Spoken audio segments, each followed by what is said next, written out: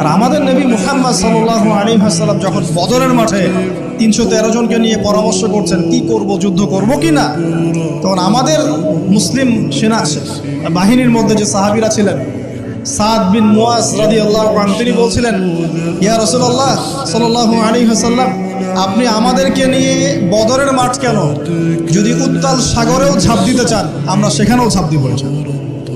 কত পার্থক্য, তাই না? তিনি বলছিলেন যে আমরা সেই কথা আপনাকে বলবো না যে কথা মুসার কওম মুসাকে বলেছে, বরং আপনি যদি আদেশ করেন আমরা উত্তাল সাগরেও ঝাঁপ দিতে পারি।